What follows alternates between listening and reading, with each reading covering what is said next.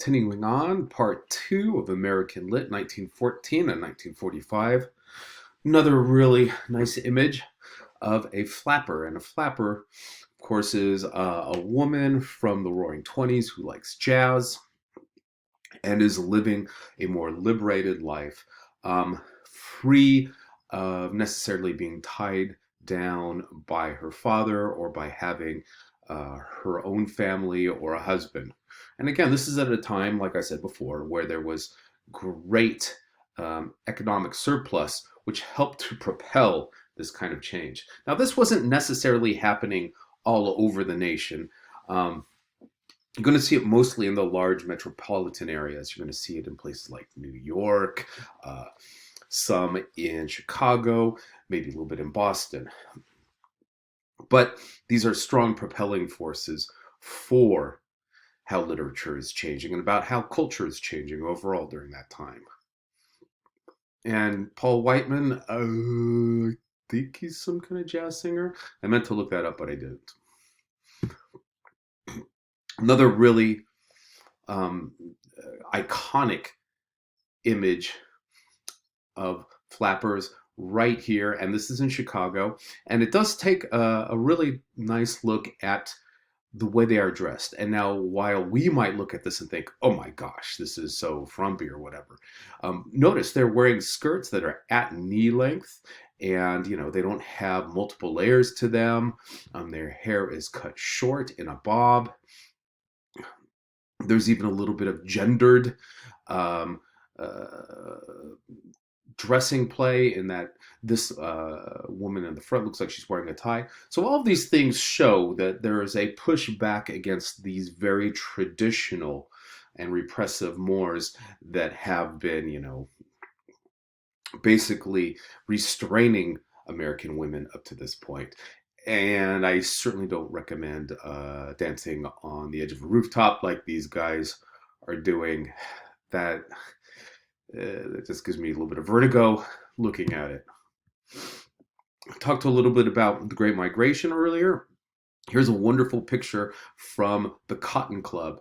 And the Cotton Club is really important too because it becomes one of these focal points in Harlem for the Harlem Renaissance. And the Harlem Renaissance is a very widespread and multidisciplinary revolution in American art. And it is propelled almost exclusively by African Americans. And we'll be looking at it in terms of poetry and some short stories, but it's also about music, jazz, for example. And it's also about dance, and it's also about visual art. And we'll be looking at some visual art images shortly as well. And as you can see in some of the costuming here by the woman singer and dancer right here, there's an even greater press forward in terms of how women can appropriately dress or not dress. And I think we all know that in some ways this provides tension that we still see today between independence and agency in dress, and also objectification. And we'll actually be looking at a poem by County Cullen that brings up that very point in a small club in Harlem. Not really the Cotton Club, which is kind of like the prime mecca for jazz and dance and vocal performance, but also really important nonetheless. And politics all over the map, literally and figuratively. We got the Great Depression and also growing anti-immigrant sentiment. And again, when economies contract, people tend to blame down. When economies are good, people, especially Americans, don't really care. There's enough for everybody. But people who are really in similar economic contexts end up looking at whoever might be closest to them on the rung as the problem, instead of the people controlling the wealth and the power and the politics of the time. And we also see the rise of American labor movements, which is hugely important. We saw some images in earlier shows about child laborers, people working under very unsafe conditions. The American labor movements that really crop up during this period help to create expectations for what is lawful and what is not lawful, what is safe and what is not safe, what is acceptable and what is not acceptable in terms of work. So if you think about things like minimum wage, which by the way is way too low, I think we all know that, but also a 40-hour work week, uh, an 8-hour workday, overtime, all of those elements come out of the American labor movement. And it's hard to overemphasize the importance of this labor movement. And now, abroad, there are also really important elements we need to look at. The birth of the Soviet Union, we talked about that a little bit before. The communist overthrow of Tsar Nicholas II and the Romanov family. Fascism is also spreading in Europe in the 30s, and part of this is due to a very dire economic situation in some countries. Germany still reeling from World War I, Spain not doing great as well, and also Italy. And then we also have Stalin, once he comes into power in the Soviet Union, going to brutal lengths to eliminate opposition, including peaceful protest. And Stalin is responsible for somewhere to the tune of 10, 20 million lives, either directly or indirectly lost, killed, or basically moved out of the Soviet Union and to the far reaches of the continent, places like, say, Siberia.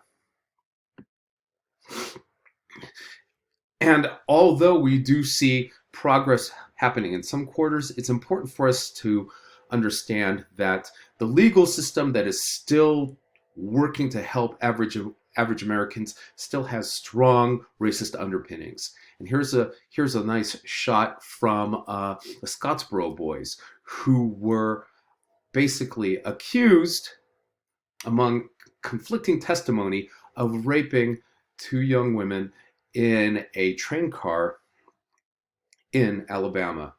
And there were all kinds of problems with the trial. One of the victims recanted her testimony, and the Supreme Court shot it down more than once.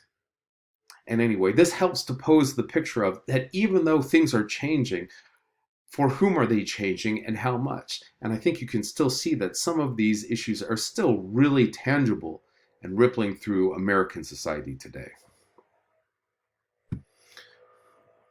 It's hard to not talk about prohibition during the 20s as well. When this law gets enacted, it's got some really, really noble points to it. A lot of people are concerned about the ways in which alcohol, which is very unregulated, is destroying people's lives and destroying families. And, the medical understanding of alcoholism is pretty much non-existent at this point. So America, due to a lot of activist forces, kind of overshoots and goes for like a full ban. And that, of course, brings up organized crime, and that causes a whole new set of problems for the United States. The other thing you will notice is that during this period, in the teens and the 20s and 30s, the wealth gap is widening, widening, widening. So we see Hoovervilles starting to crop up in different parts of the United States, and including this one in Central Park, near the reservoir, in New York City. And if you notice here in the background, you've got, I believe it's Park Avenue, with all of these very wealthy Tony buildings.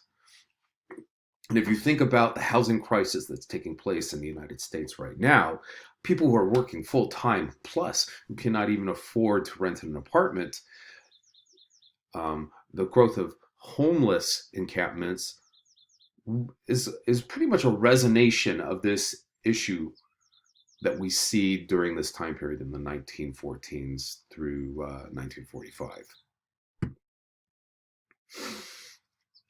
And even through all this time, though, there is a huge boom in manufacturing until the Depression really hits. And a lot of workers benefit from these labor activisms that help to give them better pay, safer work, safer workplaces, and also an appropriate amount of rest after a day's work. But doesn't mean that people didn't push back. A lot of the people that owned these very, very wealthy industries did not want unions anywhere near them. And here we see two textile workers. These are women, and I would say they're mid to late teens, early 20s tops, and they're fighting to get a rifle away from the National Guard at a protest for unsafe working conditions at a textile plant in the United States. So again, we've got this tension between labor and power, the people who work and the people who own the conditions of work. And we talked a little bit about that when we looked at Marxism as a type of literary criticism or interpretation. And here's a nice poster from the time talking about the labor movement and the industrial workers of the world is this first step towards trying to make a global working union or labor union. And you can see you've got somebody that's like Lady Liberty over here. She's got a book that says Science, Economic Development. And it's got all of these workers wading their way out of this drowning pool of capitalism and subsistence living and all kinds of other really untenable working conditions. This is a powerful thing. I think everybody who works wants to work to be able to afford just the basic survival needs.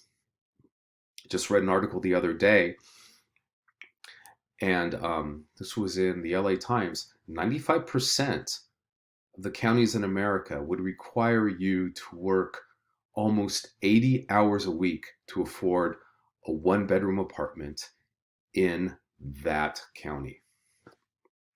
So there's this huge disconnect. The WPA is also really important during this time. The Works Progress Administration is basically